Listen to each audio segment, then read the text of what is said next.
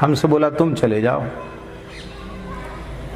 तो दास ने महाराज जी से प्रार्थना की कि महाराज जी,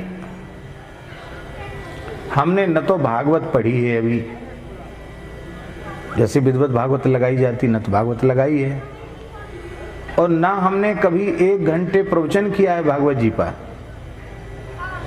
ऐसी कभी कुछ कह ले बात अलग है, प्रवचन तो हमने नहीं, भागवत जी की कथा नहीं कही और ना हमने लगाई, तो हम कैसे कह पाएंगे? अरे बोले महात्मा हैं, दुखी हो जाएंगे और चले जाओ, ठीक कहोगे, अच्छा कहोगे, कोई चिंता नहीं करना, जाओ चले जाओ। अब गुरु आज्ञा गरीयसी, उनकी आज्ञा हो गई। और आज्ञा हो क्या गई? उन्होंने कहा कि आप चिंता मत करो, आप जाओ और ये आ जाएंगे। ये अपने समय से वहां पहुंच जाएंगे। बसंत पंचमी से कथा थी, माघ शुक्ल पंचमी से। महाराज जी बोले खाक चौक भी आज्ञा लेके आओ पहाड़ी बाबा से। तो उनसे आज्ञा हमने तब ली जब दूसरे दिन हमको सवेरे जाना था, तो रात्रि को हमने आज्ञा ली। तृतीया को हमने प्रस्थान किया था, माघ शुक्ल तृतीया।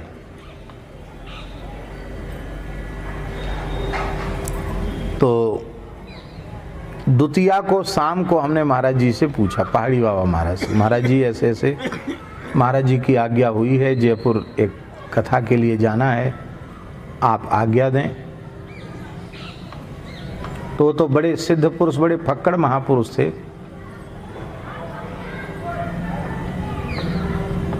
जाओ विजय होगी, यही शब्द थे उनके, जाओ विजय होगी। अब उनसे पूछने का तो किसी को हिम्मत थी नहीं। हम मन में सोचने लगे हम कोई लड़ाई लड़ने जा रहे हैं कि युद्ध करने जा रहे हैं जो विजय होगी। पर महाराज जी ने आशीर्वाद दे दिया, विजय होगी, जाओ। वहां पहुंचे तो शाम को जो सज्जन थे, जो यजमान थे, उनका नाम था ताराचंद जी। वे आए, बड़े विद्वान पुरुष थे वो, डॉक्टर ताराचंद, पीएचडी थे, पुराने जमाने के पीएचडी थे। 9 कन्याएं थी उनके और 2 पुत्र थे, पूरे 11 थे घर में। और 9 कन्याएं भी बहुत अच्छे पढ़ी लिखी और बहुत अच्छे परिवारों में विवाहित थी। और 9 जमातों में 2 तो बहुत बड़े साइंटिस्ट थे, वैज्ञानिक थे, और कोई एयरफोर्स में थे, तो कोई थल सेना में थे, तो कोई जल सेना में थे। अच्छे अच्छे सब अधिकारी वर्ग के लोग, बहुत अच्छे लोग थे। वे आए, बुजुर्ग से थे। आकर के उन्होंने कहा कि हम तो सुन रहे थे कि कोई बूढ़े महात्मा हैं, वो कथा करने हैं, तो बालक आया। वो 1993 में हमारी ये दाढ़ी मूछ भी नहीं बढ़िया से आई थी, नेक नेकरे खा रही होगी। तो बोले ये तो बच्चे जैसे आए हैं कथा कहने। तो वो हरिदास जी बोले करीब विद्वान हैं, पढ़े लिखे हैं, हमारे गुरुजी हमने पढ़ा है इनसे, बहुत अच्छी कथा कहेंगे। उन्होंने कहा कथा तो कहेंगे, मेरे सामने बोला है, कथा तो करेंगे, पर हमसे बोला महाराज ये कथा जो है ना वो प्रेतों के उपद्रव की शांति के लिए है। मैं भूत प्रेत बाधा में विश्वास नहीं करता था, लेकिन मेरी हवेली में इतना भारी उपद्रव है भूतों का कि दुनिया के प्रसिद्ध बड़े बड़े तंत्र मंत्र वाले आकर के अपने प्राण बचा के भागे। और हम लोग भी हवेली में नहीं रहते, हम लोग भी किराए से मकान लेकर रहते हैं। हमारी छपाई की मशीन जो कई टन वजन की, उसको प्रेतों ने उलट दिया, मेरे एक लड़के को मार डाला और मेरे कुछ जमाई ऐसे हैं जो फोर्स में अधिकारी हैं, एयर फोर्स वगैरह में, वो नहीं मानते थे, वो रात्रि को वहाँ रहे तो उनको भी उठाकर पटक दिया और उनके भी प्राण जैसे तैसे बचे। और कौन सी मनोहर कहानियाँ, सत्य कहानियाँ, इन सब में हमारे हवेली के किस्से छप चुके हैं। काम धंधा भी हमारा बंद है और एक दिन है, जयपुर बड़ा शहर है, सामान सब हम खरीद लेंगे, लेकिन बात यह है कि अब आपका मन हो तो आप कहिए तो हम सामान खरीद के लाए। हमने तैयारी, जगह तो है पर हमने सामान अभी नहीं लाए हैं खरीद के। ऐसा उसने डरा दिया। हम तो बहुत संक्षिप्त में बता रहे हैं, बहुत इतिहास सुनाया उसने, ऐसा है ऐसा है ऐसा है। तो हमारे मन में आया कि प्रथमग्रासे मक्षिका पातम, जीवन की पहली कथा और उसमें भी ये उपद्रव। तो एक बार तो मन में आया कि वृंदावन लौट जाएं, इन्होंने भी तैयारी नहीं की है, आपने क्या ज़रूरत है, वृंदावन चले जाएं। फिर हमने मन में आया कि पूज्य गुरुदेव भगवान ने आज्ञा किया है और हम बिना आज्ञा पालन के जाएंगे तो उनकी आज्ञा की अवज्ञा हो जाएगी, तो गुरु आज्ञा की अवज्ञा नहीं होनी चाहिए। फिर खाकचौक वाले महाराज जी ने कहा कि जाओ विजय हो। इसका मतलब है कि वे तो त्रिकालदर्शी महापुरुष, योगीराज महापुरुष, उन्होंने समझ लिया होगा, इसलिए आशीर्वाद दे दिया कि विजय हो। तो दो दो समर्थ महापुरुषों की, गुरुजनों की हमारे ऊपर कृपा है, तो अब हमें भयभीत होने की आवश्यकता नहीं है, ऐसा मन में आया। थोड़ी देर तो हम मौन रहे और फिर मैंने कहा कि हाँ आप तैयारी करें, हम कथा कहेंगे। सारी तैयारी हो गई, ब्राह्मण देवता भी साथ में थे, सब सामान आ गया, मंडल आदि बनने लग गए। यजमान बोला हम लोग हवेली में नहीं रहेंगे, आप लोगों को ही रहना है वहाँ, और कथा के समय हम लोग आएंगे, केवल पूजन के कथा के समय फिर हम चले जाएंगे, वहाँ रात में कोई नहीं रहेगा, आप लोग रहेंगे। ऐसा यजमान। तो हमने साथ वाले ब्राह्मणों से प्रार्थना की कि देखो सकाम अनुष्ठान है और बाधा निवृत्ति के लिए अनुष्ठान है, इसलिए आप सब बहुत सावधान होकर अपने अपने जप आदि को बड़े विधि पूर्वक और सच्चाई पूर्वक आप लोग संपन्न करना और सदा पवित्र रहना, क्योंकि शरीर में किसी भी प्रकार की अशुद्धि आती है तभी अशुद्ध आत्माओं का उपद्रव शुरू होता है, उनका प्रवेश होता है। तो सदा पवित्र रहना। और वो लोग भी सब डर रहे थे। एक पंडित जी थे जो आज कर्मकांड कराने आए थे, वो तो कह रहे थे कि हम तो रात को ही जा रहे हैं। बोले हमें प्राण थोड़ी देने, हम तो घर जाके अपना शादी ब्याह नहीं हुआ था उस समय उनका, बोले हम तो घर जाके शादी ब्याह करेंगे, हमारा मरमरा गए तो बड़ा बुरा होगा। एक गृहस्थ ब्राह्मण थे, वो उधर जयपुर क्षेत्र के थे, वो तो रोने लग गए, बोले कहाँ से आके फंस गए यहाँ। देखो आप भागने से कोई काम नहीं चलेगा, अब करो तैयारी। तो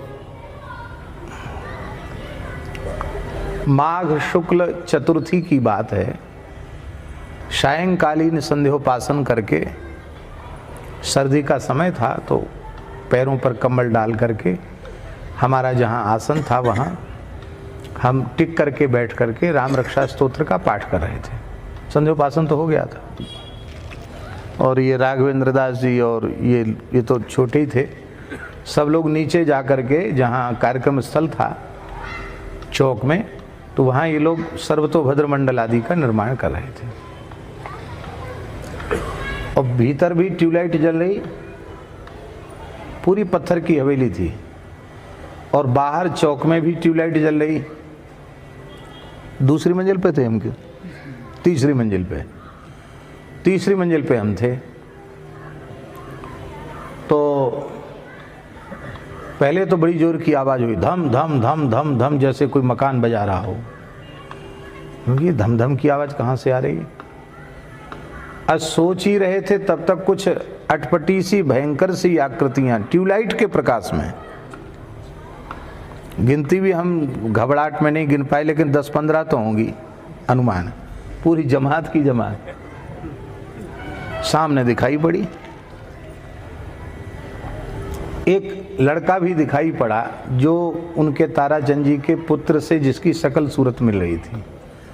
तो मुझे स्मरण आया कि उन्होंने कहा मेरा लड़का भी इसी में मतलब अधोगति को चला गया है और वो भी इसी में है।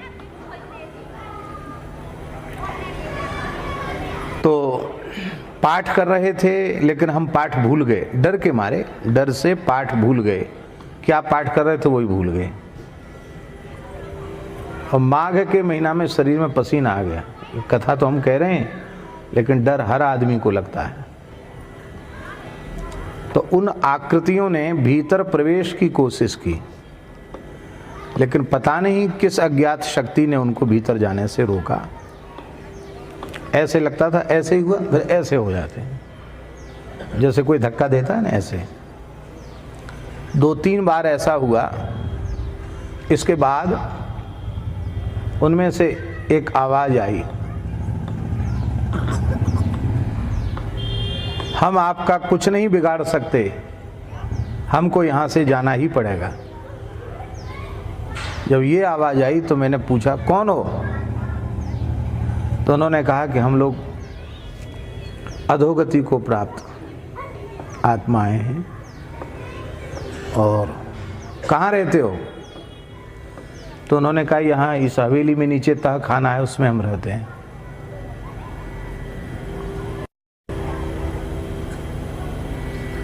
और अब हमको यहाँ से जाना पड़ेगा। बस इतनी बात सुनाई पड़ी और वो दृश्य मेरे सामने से हट गया।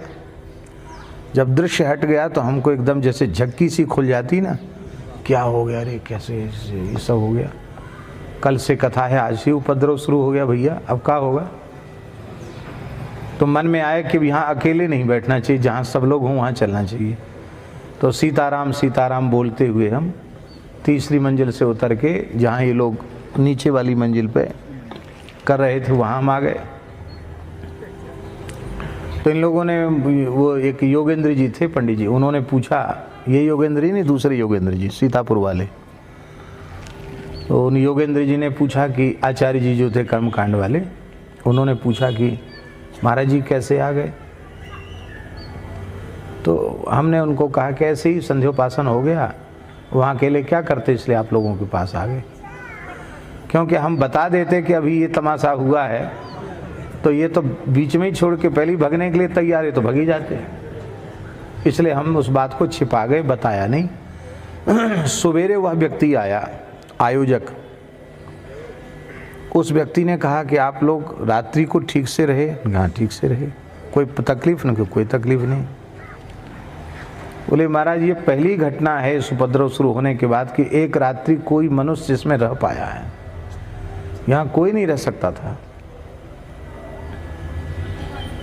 आपको कुछ भी नहीं यहाँ दिखाई पड़ा।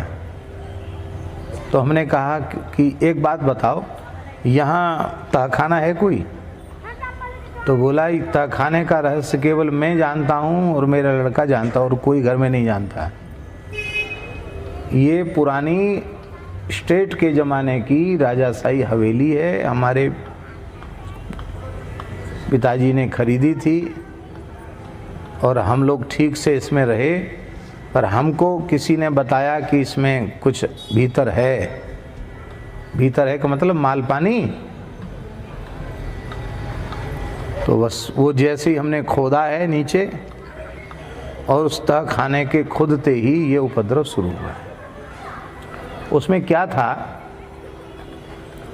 कि उसमें उनको कुछ मिल भी नहीं पाया। हुआ क्या कि राजाओं के ज़माने में कुछ लोगों को मतलब वो दंड में, मृत्यु दंड में मार करके डाल दिया गया होगा, वो सब अधोगति को थे, ऐसा था कुछ। तो ऐसा कुछ कर दिया होगा कि कोई बांध दिया होगा, कुछ कर दिया हो, जैसे ही वो खुला द्वार के घर में उपद्रव शुरू हो गया, ऐसा था। तो बोले महाराज आपने तह खाने की बात बताई, मैंने फिर पूरी घटना उसको सुनाई। बोले हाँ बिल्कुल सही है, और रो करके कहा कि अब हमें विश्वास है कि हमारा कष्ट दूर हो जाएगा। ठीक, अब वो कथा सुनने बैठे, संगीत तो था ही नहीं, सीधी सीधी कथा थी, 2 समय की कथा, 6 घंटे कथा कहनी थी। पाठ करने वाले मूल पाठ अलग कर रहे थे। तो मंगलाचरण तो हमको याद था, जन्माद्यस्य यतः, वो मंगलाचरण तो हमने कर दिया। इसके बाद बिल्कुल भूल गए कि अब प्यारे भाइयों बहनों क्या कहें, कुछ नहीं कहें। और इतने मतलब डर सा लगा कि हमको पसीना सा आ गया, अब क्या कहें, बाँच के सुनाएं क्या, क्या कहें। तो पहला अवसर था ना कथा का, उसके पहले कोई तैयारी नहीं, पढ़े ही नहीं भागवत जी। महाराज जी की कथा जरूर सुनी थी, वैसे कोई भागवत जी नहीं पढ़े थे। तो सहसा